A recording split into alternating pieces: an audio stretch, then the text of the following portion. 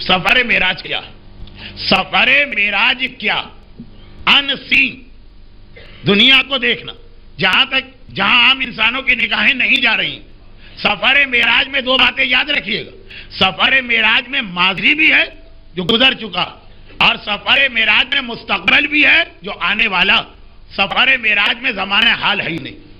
جو اس وقت کا دور تھا اس کی کوئی چیز آپ نے سفر معراج میں اب تک نہیں سنی کہ جب اللہ کے رسول آسمانوں پہ جا رہے تو کہا گیا اس وقت دنیا میں یہ ہو رہا ہے. نہیں، یا پہلے کے مناظر دکھائے گئے اور یا پھر بعد کے مناظر دکھائے گئے قیامت تک کے.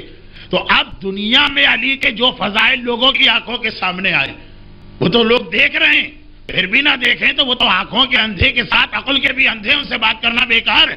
اس حدیث کے اندر پیغمبر وہ 5 باتیں بتا رہے ہیں جو دنیا کی آنکھوں سے پوشیدہ تھی، وہاں نہیں دیکھا لوگوں نے، پیغمبر نے بتایا. کہا آسمان اول پہ تو میں اپنے ساتھ دیکھا. اب آسمان اول پہ تو مدینے اور مکے کے اصحاب میں کوئی نہ تھا.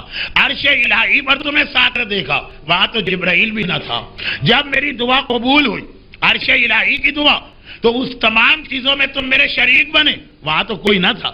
بدر کہنے کی ضرورت نہیں ہے کہ تم بدر میں میرے ساتھ تھے، سب دیکھ رہے ہیں. احد میں میرے ساتھ تھے، سب دیکھ رہے ہیں. دوشی رسول میں میرے ساتھ تھے، سب دیکھ رہے ہیں. غدیر میں میرے ہاتھوں میں تھے، سب دیکھ رہے ہیں.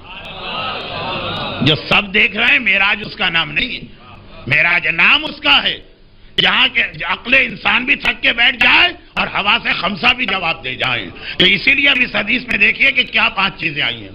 چوتھی چیز، جب پروردگار نے مجھے جنوں پہ بھیجا اور میں وہاں پہنچا، جنوں نے سوال کیا اے اللہ کے رسول آپ اکیلے آئے، علی کہاں ہیں؟ جب اللہ کے رسول کو انسانوں پہ بھیجا گیا وہاں بھی علی تھے نا. وَأَنذِرْ عَشِيرَتَكَ الْأَقْرَبِينَ، دعوت ذی العشیرہ، مگر وہاں سب دیکھ رہے تھے.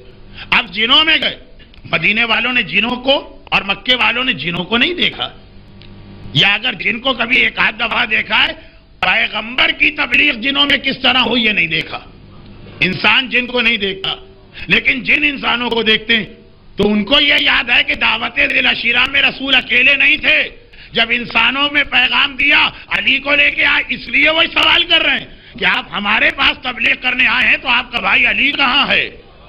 انسان جنوں کو نہیں دیکھتا، انسان یہ سوال نہیں کرے گا.